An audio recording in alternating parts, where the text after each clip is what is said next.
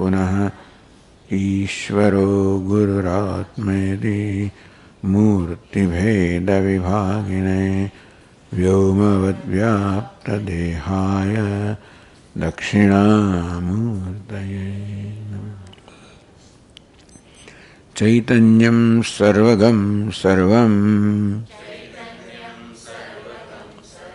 Sarvabhuta Guhashayam Yat Sarva Vishayatitam Tasmai Sarvavide Namaha.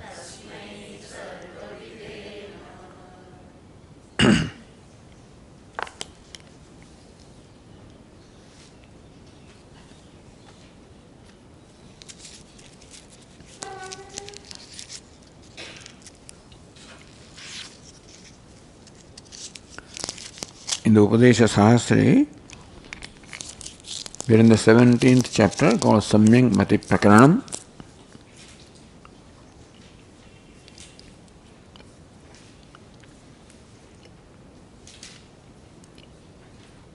The teacher has been discussing, and now we are at a point where he is discussing the nature of knowledge. In the verse 49, for example, said, Atmaru videh karyam kriyadibhyo nivartanam. Atmarupa videh, Atmarupa swarupa avadharanasya karyam. With avadharanam, ascertainment of Atma Swarupa, the essential true nature of the self, which is limitless, which is Brahman. Avadharanam, when that is ascertained, what does it do? Kriyadibhya nivartanam, a withdrawal from cessation of all the kriyas, all the duties, all the activities with agenda. Meaning that a wise person becomes free from agenda, and therefore any activity which would have been undertaken with an agenda, that automatically drops off. Na sadhyam sadhanam vatma nityatruptah smrtermatah. How do you say that? As a result of self-knowledge, there is no duty, there is no obligation. He doesn't feel obliged, doesn't feel therefore need for any duty, doesn't have any compulsion from outside in terms of the obligation from the scriptures or society, doesn't have any compulsion inside in terms of the desires or need of accomplishment. That this knowledge makes us totally free from all compulsion, which basically arises from ignorance that creates identification, sense of smallness, inadequacy, etc. So also another reason why in the self, na hadyam sadhanam va atma nityatruptah smrtermatah. Because Atma is matah, is known. Shrute, smrute, from the Shruti, from the Smriti. Nitya trupto nirashraya, Bhagavad Gita says. Atmanyeva atmana tushtaha. That santushti, contentment, happiness or fullness is the nature of Atma.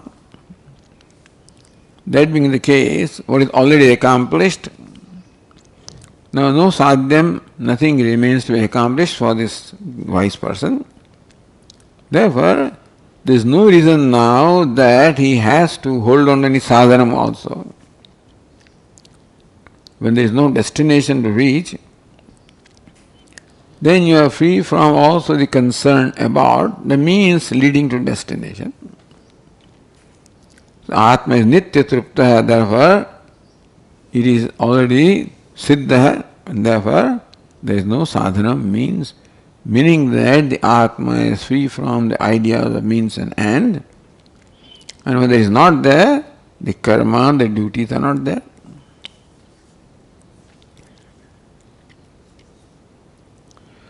Next question is, all right, the wise person is free from any associated karma or the duties. By karma we mean an action that is performed out of compulsion. Not come into, day-to-day activities, which also naturally take place for the wise person. But karma is deliberate action. There is no need for a deliberate action. A deliberate action is meant to accomplish a certain end, however small that end may be, but that is the purpose of deliberate action, which is not there. But that's for the wise person. How about a mumukshu? So, jignaso mumuksho mokshaya kriya anusthanam syat. Is it not that a jignasu, an aspirant who only wants moksha, should he not have to perform some actions in order to attain moksha? After attaining moksha, there is no karma. But for attaining moksha, do you not require karma? A jignasu, will he not require karma? Utpadyapya vikaryani samskaram cha kriyaphalam. What can karma do? As a result of karma, we can accomplish one of these four things.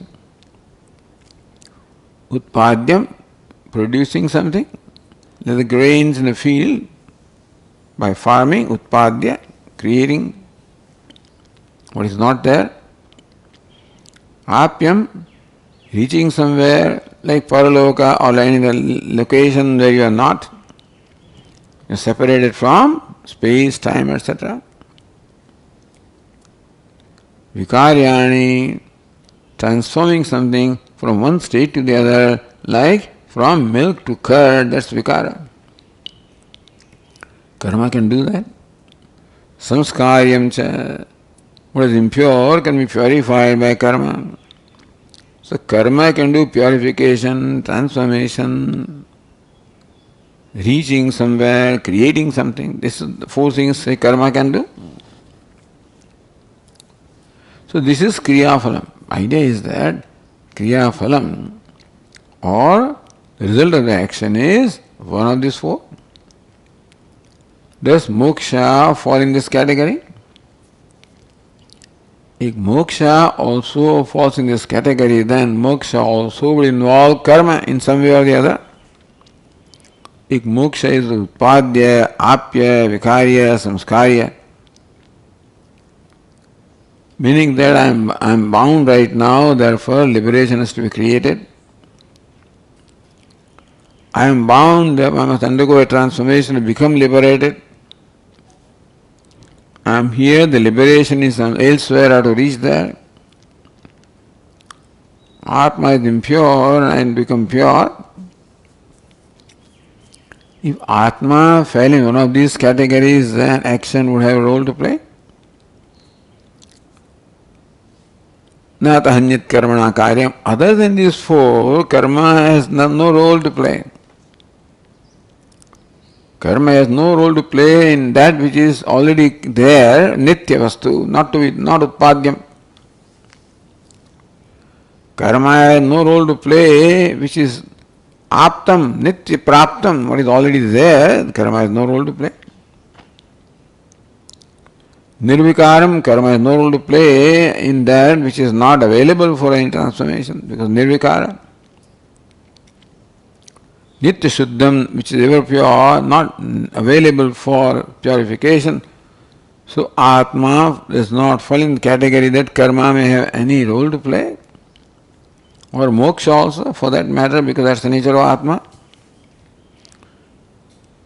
Tejit tasmat sadhanam, therefore, recognizing that sa sadhanam karma tejit. Mevan tejit, let go, give up. From this understanding, give up means now seeing no need for karma. That is that maturity about what I want.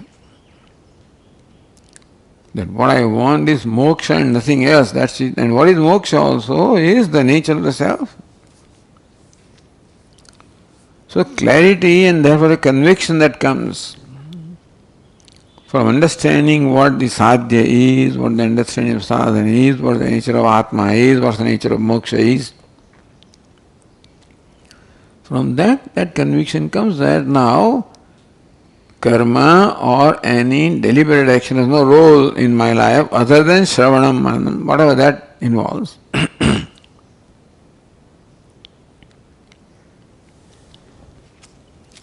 Is that all you need to do?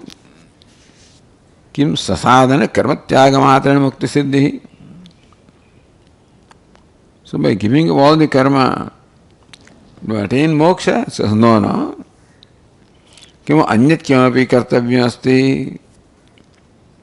So other than giving up the karma, does anything remain to be done for moksha? Certainly.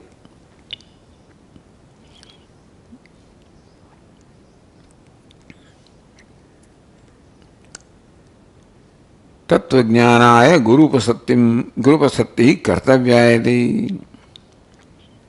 That moksha can be attained, another clarity. Whereas moksha is not the result of karma,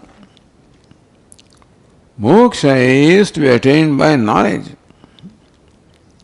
That moksha is the nature of my own self.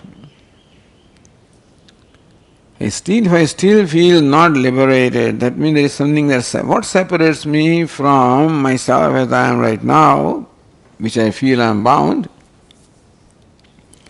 to moksha that I want, what separates me? So that is what is separation in time, place, condition, state. No? And what separates is ignorance, that also must be clear. Just as karma has no role to play, so also the only thing that separates me from moksha is ignorance. Therefore, the only thing that can bring about moksha is dispelling ignorance by knowledge.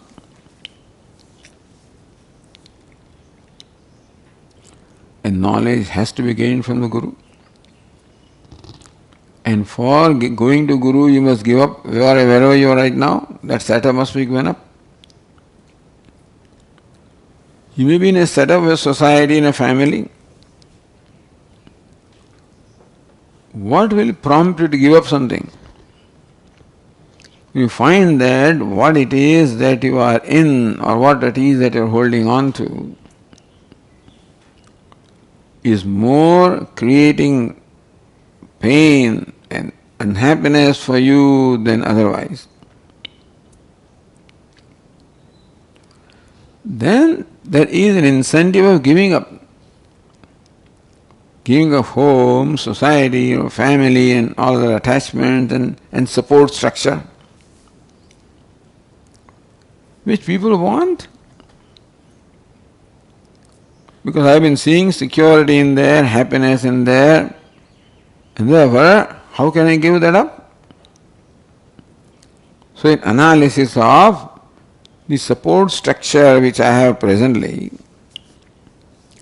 tapantatvat, anityatvat, atmanartatvat cha yabahi, samrutyatmanitam pritim satyarthi gurumashrayed. Satyarthi, the one desires of satyarthi, means desires of satya. Arthasya arthi means one who has artha or desire. Satyarthi, the one desirous of satya, truth. So that means one who has now preeti for satya, understand? I become arthi, a desire of something when I have love for that, isn't it? So preeti for the satya should exclude preeti for everything else. That's what the teacher says here. Right now there is preeti. Bahihi preetim. The preeti, the attachment or affection or love that one has for things other than oneself, Bahyartha.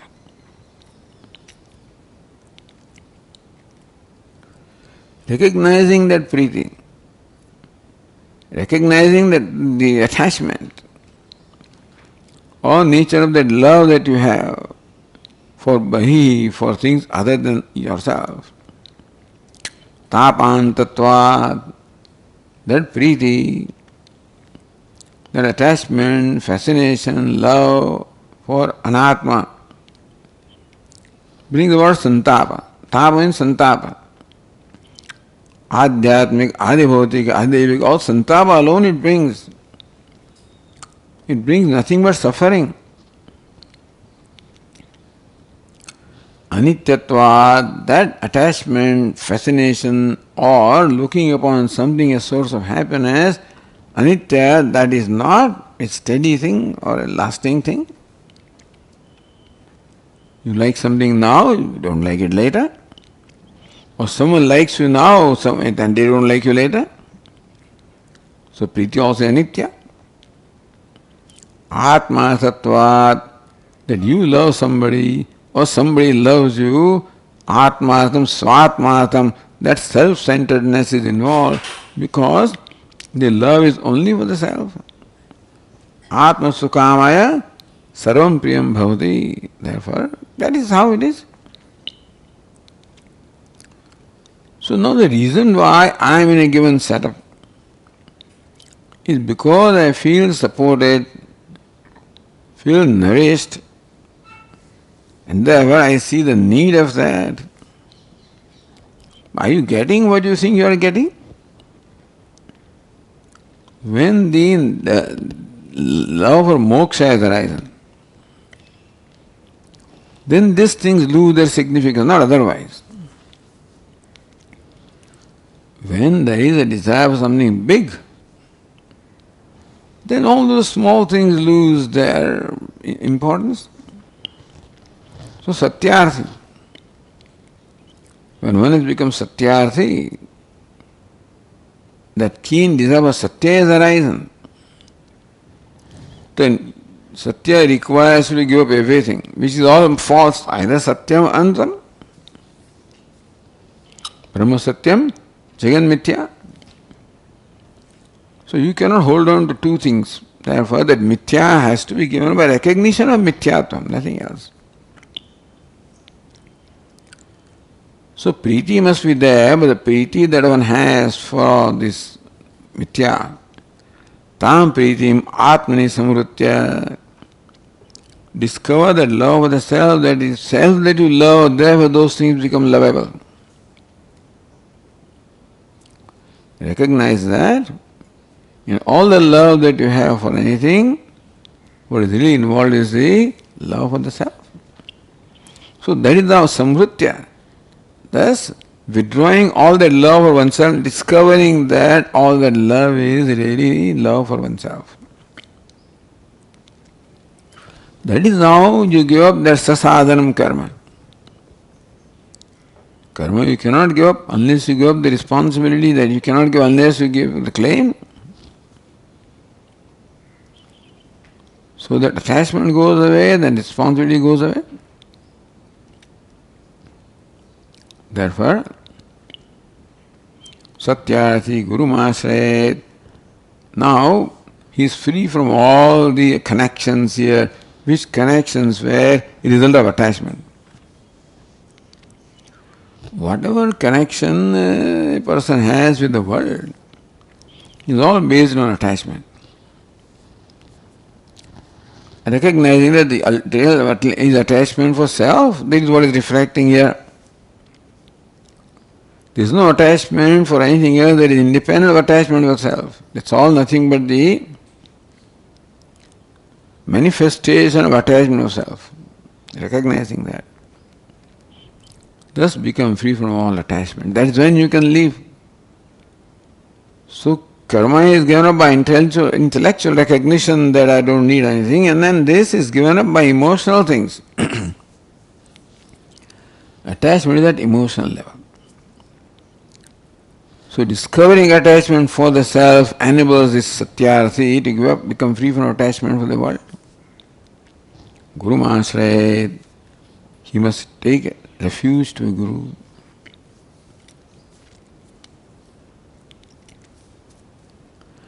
Shantam prajnam tatha muktam nishkriyam brahmani sthitam shrutehe acharyavan veda tadvidhiti smrutes tatha. Qualification of Guru. Shrotriyam brahmanishtam, that's what Mundakopanishad says. Or Shantam prajnam medhavinam. Like Vivekeshwarananda, they describe Guru in more detail about how the Guru should be. So Shantam, who enjoys a natural peace of mind, freedom from all conflicts, akshubdham. Prajnam, who is medhavi, means intelligent. And therefore muktam. So tatha muktam, he is free in that, tatha means in that manner. In which manner? Such that the bondage does not come back again. You see, we may be free from attachment to something. That attachment is likely to come back. And therefore tatha muktam. Yatha punarbaddo na bhavati. Tatha. Such that one does not become baddha, bound, attached to that thing again. One may think that one has become free from some bond or attachment somewhere and then it may come back. If that freedom was not a mature freedom, if my detachment is conditional detachment, then I am detached because of this, so forth. Then, if the condition changes, the detachment turn to attachment. Under no condition, the attachment will come back. Muktam. That's how the Guru is. Nishkinchanam, meaning who doesn't possess anything because it doesn't need anything. Nishkriyam, who has no agenda, no activities, meaning no actions performed, ahika, amushvika, pravritti. Doesn't know anything in this world or the other world. Brahmani sthitam, abiding in Brahman. Swarup anandanubhavena sarvadasinam. What is meant by abiding in Brahman is that always enjoying the ananda of the self, therefore is indifferent to everything else. Meaning vairagya, there is a mature vairagya. Indifferent doesn't mean that it doesn't care. All these relations are free from demand. Nishkinchanam, a non-demanding person, a non-possessing person, non-demanding person. Therefore, his relationships are free from demand. Then only he cannot be bound again. If demand is involved in some relationship, then you can be bound. You are already bound anyway. The demand shows bondage. Acharyavan Purusho Veda Chandogya says, Tadvidhi Pranipatena Bhagavad Gita says. So the Shruti and Smriti, both of them say that you must approach a teacher. Tadvijnanartham sa guru meva vigache. That's what should have been also stated. He must go to the Guru. Meaning that this should not be pursued independently.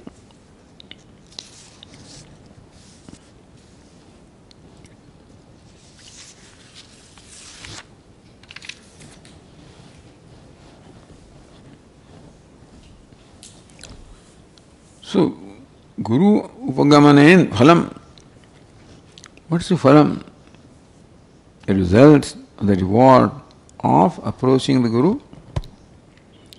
Sa Guru Tarayed Yuktam Shishyam Shishyagunanvitam. Sa Guru Shishyam Tarayed.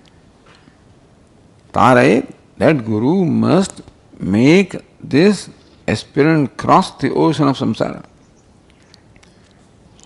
Vishishyam, Shishyam, Shishya Gunanvitam.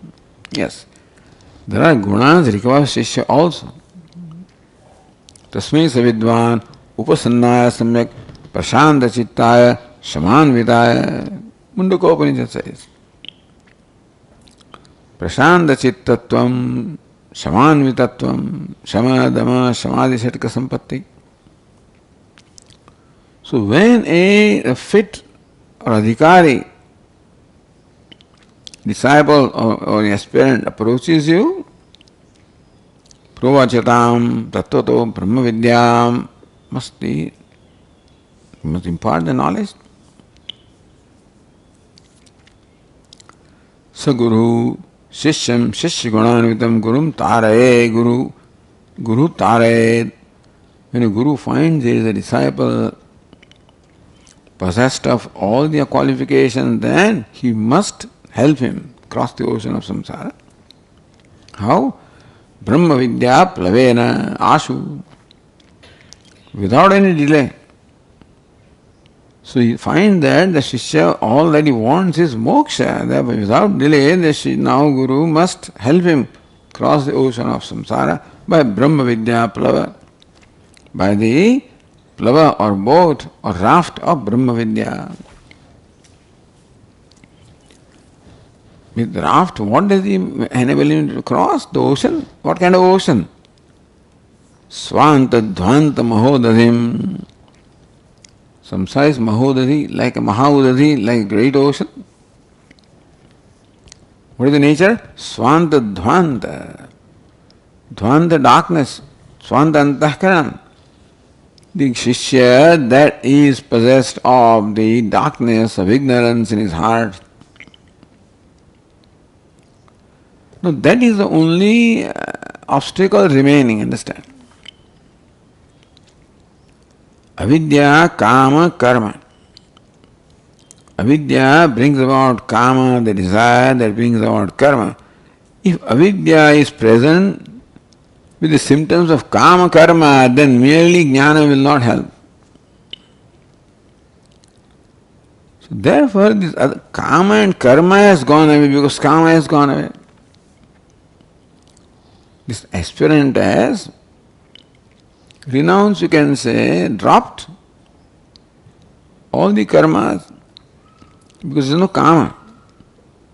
You cannot give up karma if there is Kama inside. So only obstacle that remains is avidya. And therefore vidya will work. If along avidya Kama also is there and other things are there and merely knowledge, teaching doesn't work. Swanta Dhvanta Mahodadhim. Mahodadhim, the shoreless ocean of ignorance, which has lodged itself in the heart of a disciple, meaning a disciple is ignorant. Not ignorant. So disciple now, who has one obstacle left, that of ignorance, other obstacles he has cleared. What is meant by Antahkarana Shuddhi is the obstacles over and above avidya, which is basically extrovertedness described as ragadveshas.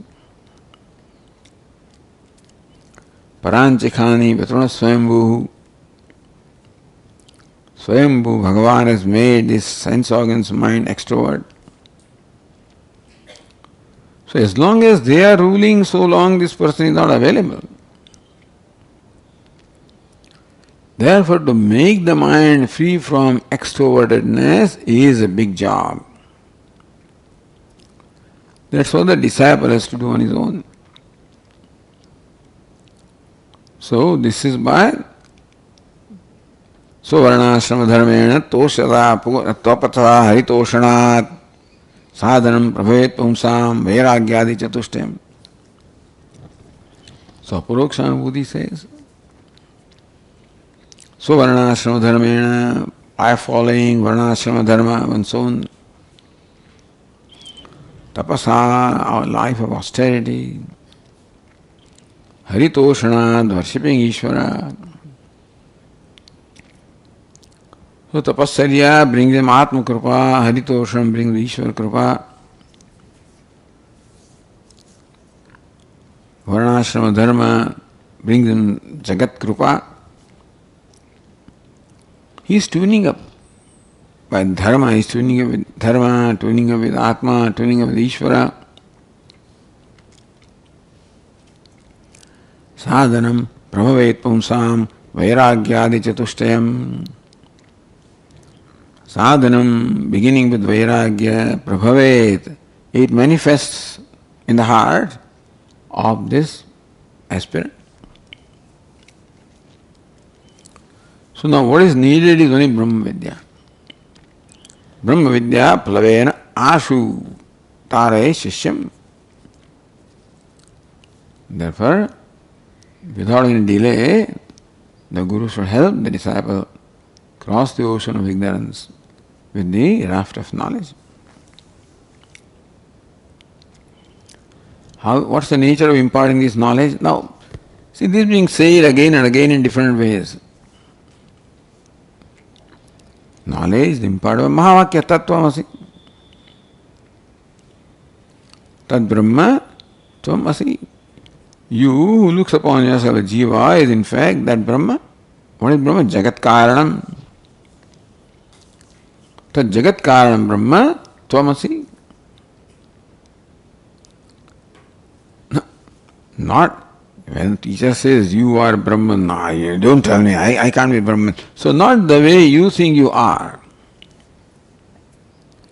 Therefore, first you must deliberate upon who you are. Teacher helps the disciple. Deliberate upon the nature of the self, called Tvampada. So what is Tvampada? Consciousness. What is consciousness? Drushti, sprushti, shruti, ghrati, mati, vijnati, evacha, shakta, anyasya vidyante. Pay attention to your own mind. Mind assisted by sense organs of perception takes on taking different forms. Takes on different forms. Drushti in association with the organ of perception, eyes, drushti, the mind assumes the vritti of sight. Sprushti, touch. Shruti, hearing, listening. Ghrati, smelling. And then mind. Mati, thinking. Vijnati, knowing. So this consciousness in association with these things. Consciousness, first of all, enlivens the mind. Even before the aham vritti. Chhayahankayo ekyam taptayah pindamanmatam. So first of all, the consciousness enlivens aham vritti, which is subtlest. Then vijnati, then buddhi. Then mati, then manah, then drishti, spriti, then the sense organs. In that sequence, the consciousness enlivens this upadhi. Deha, chetanatamaka, that is how the deha also becomes chetana, becomes life. So recognizing consciousness, all of this. And all the activities called drishti, shruti, sprushti, ghrati, whatever, mati, vijnati, all different states of mind. Or rather, the teacher says different states of consciousness. Meaning Satchidananda. So how you constantly experience the Atma? We experience the Atma, which is consciousness, and that or the Atma or consciousness keeps on manifesting himself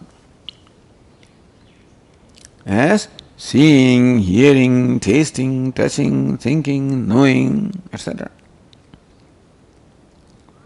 All these vrittis or states of mind which are there, which we experience constantly. The teacher says, understand that they are all nothing but the states of consciousness. The consciousness has taken all those states. Consciousness cannot become the object of experience as it is. Therefore, consciousness must take a form. Consciousness must put on a costume. So seeing, touching, tasting, hearing, all of these become costumes, thinking, knowing. So teacher points out the day-to-day experiences. Shaktaya anyasya vidyante. Each one of these Shakti, called Shakti, mean the power to see, power to hear, power to touch, power to think, power to know. Vidyante, they are all different from each other. Chidrupatvepi, even though Chidrupatve, each one of them is nothing but consciousness. Drushti also is Chidrupa. Sprushti also, Shruti, Grati, Mati, Vijnati, all with Chidrupa only. One consciousness alone manifests all of this. If consciousness is one, then why all the manifestations so different? Upadibhi vidyante. The upadi of the nature of the sense organs of perception and the mind create this bheda, create all these different appearances. Like the various costumes create different appearance of an actor. Who alone comes as a beggar, as a king, as a minister, etc. So thus the teacher draws our attention to the Atma that is already being experienced. Tvampada, the self. Even though it is self, and consciousness has to be known as a self, of course, first of all, recognize consciousness as an object of our experience. The drishti, sprushti, shruti, this is all experienced. So how there is consciousness in what you are experiencing? Or how what you are experiencing is consciousness with different costumes or upadhi? What separates from one vritti, separates one vritti like drishti from sprushti is upadhi, is a costume like one crystal appearing in different colors because of the colored objects that change in the vicinity. Chidrupatvepi, meaning that drishti also is chidrupa. If you analyze what this sight is, you find that sight also is imbued with consciousness, pervaded by consciousness. The real sight is nothing but consciousness. Ni drashtu drushte viprilopo vidyate. The drashta never loses drashti because the drishti consciousness never suffers a cessation. So recognizing all these shaktis or activities, what is really there is nothing but Atma ite upasita. Only consciousness pervades all of them. Is the most common factor, denominator. That is the paricaya of Tvampada. So who are you? That consciousness which manifests there is nothing but you. Who is the witness?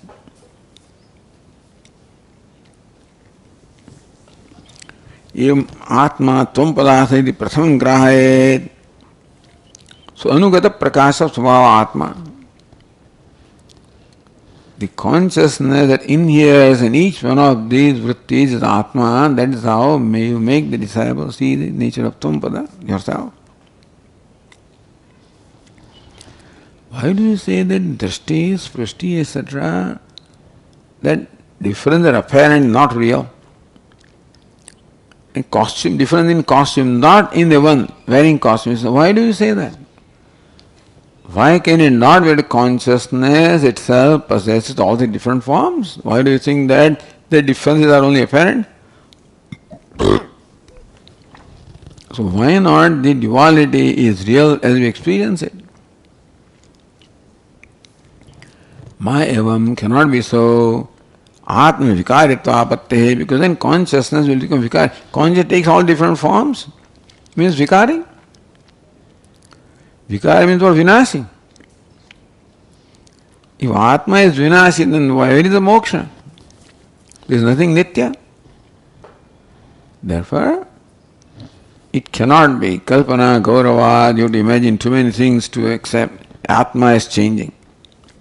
Simple, Atma is changeless. Apayodbhutihina nityam dipyan raviryatha saradruk sarvagashuddha sarvam janadi sarvada.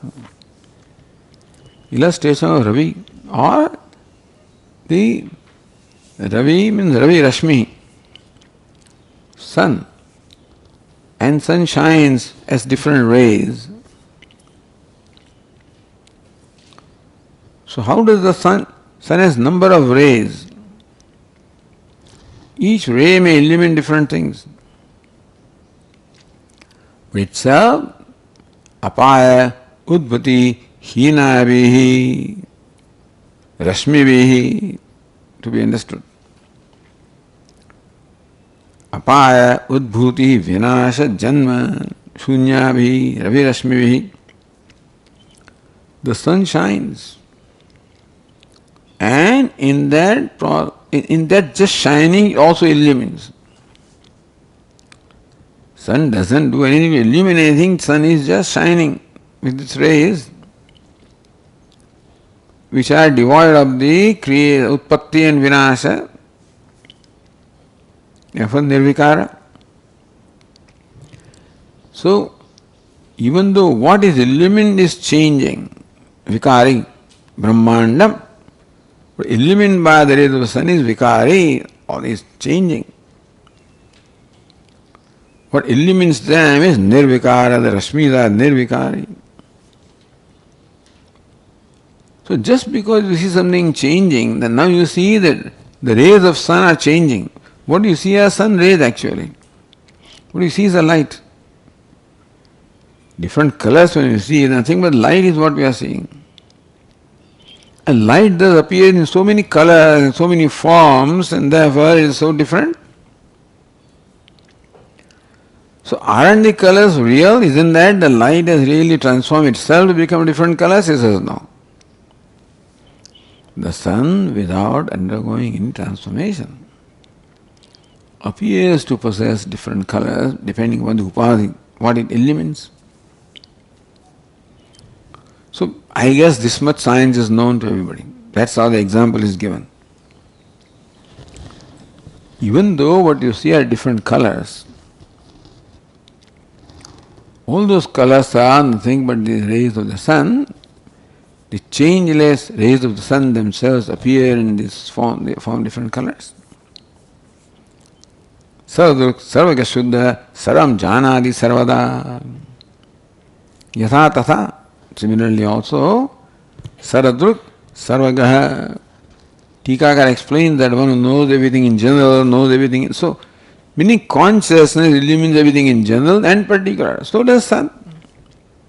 Sun illumines everything and then all particularities are illumined also. So consciousness illumines everything general. That is how asti bhar. That's how things are. Is, shines. The first thing. First thing that you know about an object is that object is. Because it is the object of awareness. So asti bhati is first recognized. And then nama rupa. Asti bhati samanya. So that's how consciousness illumines everything in a universal way.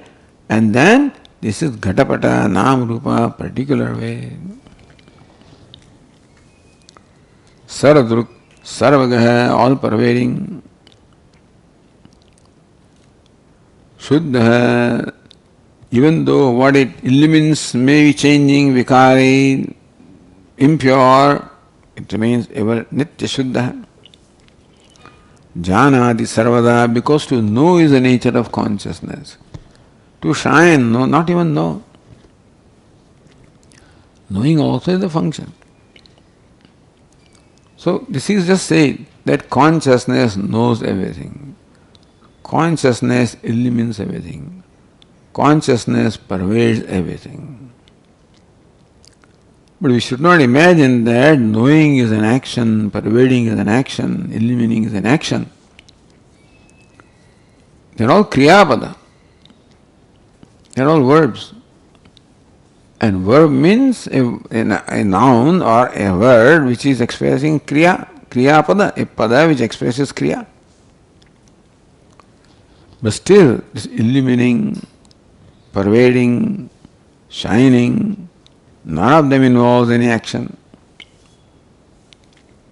So even janati also, you say, knows everything, that knowing without the act of knowing. Janati sarvada. Tasma shuddha nirvikara avyabhichari. Even though it pervades everything, it does not exclude anything. Sun and their conscious is all inclusive. And still, avyabhichari, still shuddha. Because it illumines everything but still uninfluenced by everything. Untainted by anything. And therefore nitya shuddha. Evam ukta lakshana atma. If atma is like this, katham tasya samsara uplabdhrita. How can the fellow become samsari? Atma is nitya shuddha, shining in its own glory, illumining everything, nature of consciousness, which is asanga, unconnected, unrelated. How did he get into the samsara? Samsara upalabdhrita. Upalabdha means attainer. So how did he attain? How did he become samsari? Paricheda pratibhasascha. He is suffering and is all paricheda limited. So how this limitation came in Atma? If Atma is nitya shuddha buddha mukta, asanga, how is the samsara come in the Atma? How the sense of limitedness come to Atma? Anya drushtihi sharirastha tavan matra avidyaya. Anya drushtihi. Anya means देहबाह्य अव्यावृत आत्मदृष्टि शरीर यावत् तावन्मात्रमिति मन्यमानः देहबाह्य. So deha etc., which is all bahya or external to atma, means anatma. Avyavruta atmadrushti. One whose identification is not gone from deha and other things. That means one who possesses Why is it explained this way? Because it is subject to going away. This anya drushti can become swadrushti. So far, the identification is not gone. Because of identification, that he has as though become a samsari. Which identification is subject to, giving up. Tadka dharma atmano dharmavatva drushti. How did samsaritvam come? So two things, ignorance, avara and vikshepa. Anya drushti is vikshepa. So identifying with anatma, looking at anatma as one's own self, which arises from the ignorance of the atma. So not only ignorance, avaram, but vikshepa. Anya drushti is vikshepa. Because anya is atma, is called anya drushti. Anya means bahihi, other than atma. So therefore, atmana dharmavatva drushti. Therefore, taking dharmas of deha etc. is dharma of atma. So dharmi adhyasa is there and dharma adhyasa is there. Dharmi adhyasa taking body to be Atma. Dharma adhyasa looking at dharma, body as one's own dharma. So it is because of ignorance that causes identification, meaning that causes adhyasa. Superimposing the sense of selfness upon what is not self. Atmatvam upon anatma. This is what the Vikshepa does. That's what how Vedanta explains samsara. Then only avidya can only be the cause of samsara if this is how the setup is. Avidya means avarana and vikshepa.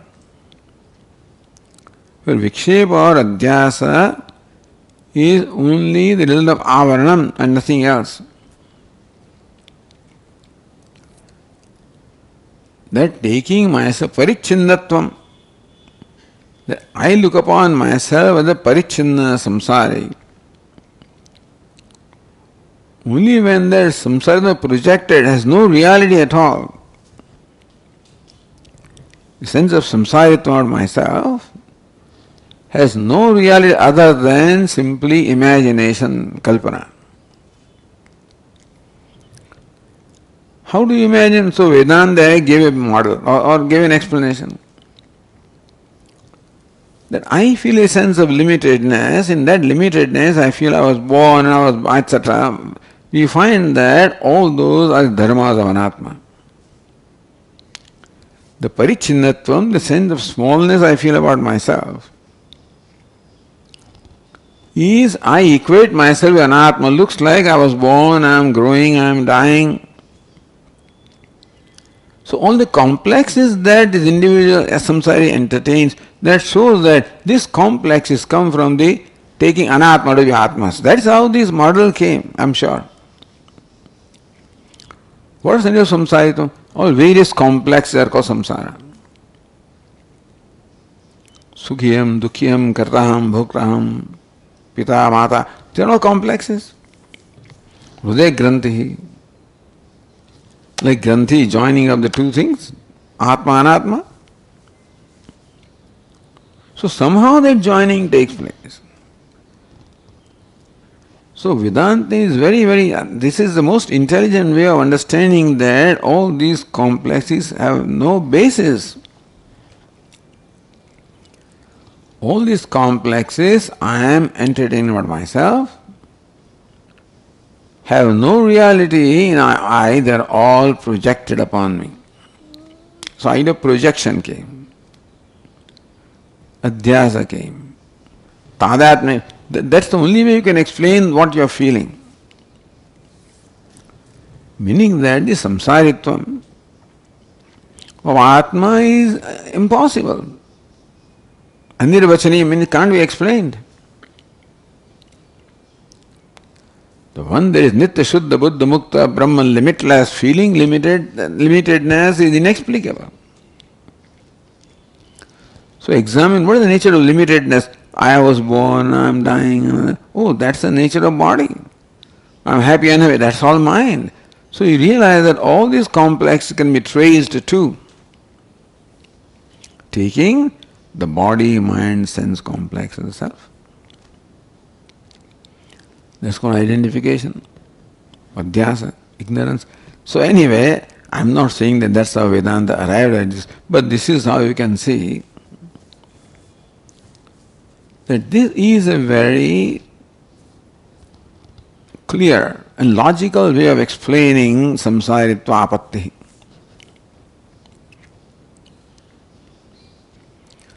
When nature of samsaritva is understood, the nature of liberation can be understood.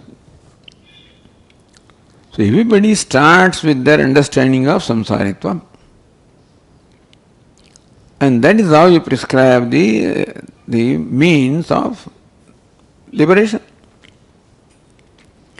Different sampradayas prescribe different things because their understanding of samsaritva is different. So Vedanta understands this way, therefore knowledge is the only way of becoming free from samsara. It's complex, purely born of ignorance. That's called Brahma Satyam Jagan. This is all Jagat. Samsara is all mithya. Ishvara, this is Jiva Srishti. This samsara of sense of parichinnatvam, sense of limitedness is what? Jiva Srishti. Kutastva kashmalivam vishame samupasthitam. Where did you get these impurities? This grief? Where did you get it from? That's Jiva Srishti. Ishvara Srishti is there, and that is all body mind says Ishvara Srishti, and that may become nimitta. Because occasion for identification, but then is all Ishvara Srishti. That is not a problem. It's the way we relate to Ishvara Srishti that is the problem. So right relationship with the body. Nobody says you discard the body. Recognize body for what it is. It's not you, that's all it is. Anya dushti sharirastha. There was sharirastha, identified with the sharira, thinking that I am as big as the sharira. So tavan matra, as big as the body is, so big I am. As small the body is, so I am. Body means sthula sukshma, both the shariras. How? Avidyaya. That's important. All these complexes of looking upon oneself as insignificant as the body is, has reason only in ignorance and nothing else. The ignorance is solidified as all these complexes, karma and karma phala and vasanas, etc. They're all nothing but the grossification of ignorance, And then those things grossify into his body and the whole universe. Ignorance, first of all, grossifies the different complexes,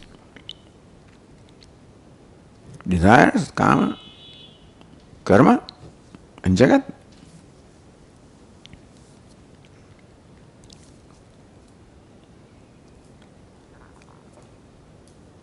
So, do you have a drishtanta to explain this? Upama is given, a simile is given.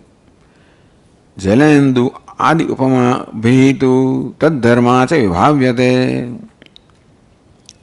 How can it be that something appears to be different, something appears to possess dharma that it doesn't have? How can it happen? Atma does not have parichinnatvam, does not have limitedness at all. How come something that is totally free from limitation appears to possess all the limited? How can it be? Have you ever seen this? So help the student contemplate what is real and what is apparent. That is parichintam, is not real, is apparent. Jalendu adi upamabhistu yatha induhu chandradihi jale pratibimbaha. Just as moon, etc., any shining, luminary. It can be moon, it can be sun, it can be stars also. Or it can be a lamp, it can be any lighted object. Jalopadi, even our own face, if it is lighted. Jalopadi bhedat bhedavaniva. There is bheda. There is duality, manyness in jala upadi. Upadi called the reflecting medium, the container of waters are many. Bhedavaniva, the moon also appears to be many. So how the dharma of the upadis become as though dharma of oneself. Without really possessing those, how one can appear to be different from what one is without possessing those things? That's important. I appear to be limited. I don't need to possess limitedness for appearing limited. That's a brilliant thing, That moon appears as many without becoming many. Moon appears as restless without being restless. Jalopadi bhedat bhedavaniva. Because bheda, because manyness, the upadi of jala, the water containers. Moon also, reflected moon also appears as many. Jala kampadhyana kampadimaniva. And because the water, the reflecting medium, is restless, changing, moving, so the reflection also appears to be moving, changeless, restless. Vibhavveda. This is a brilliant example. How one thing can appear contrary. One can appear as many, the steady can appear unsteady, the shining can appear dull. So one can appear to possess totally contradictory dharmas. So Atma also appears, so all contradictory dharmas are appearance, like the contradictory dharmas of moon. Tatha etavihi umavihi tad dharma ityadi. Therefore, tad dharma cha vibhavyate. Just as moon appears to possess the dharma of the water, upadi, so Atma appears to possess the dharma of the upadi, the shariradvaya. So, when you understand how Atma with Nitya Shuddha Buddha Mukta attain the stage of a samsari, then only how to make him a samsari. So problem must be very clear. That's how Vedanta clearly explains the problem. By these prakriyas of how one that is totally devoid of any dharma can appear possessed of contradictory dharma. That's the prakriya. That's how adhyasa came, tadatma came, adhyaropa came, different kinds of adhyasa, samsarga adhyasa, sarupa adhyasa.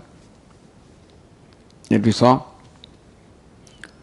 You can classify this and make your understanding more and more subtle. That's quite all right. This is a basic model.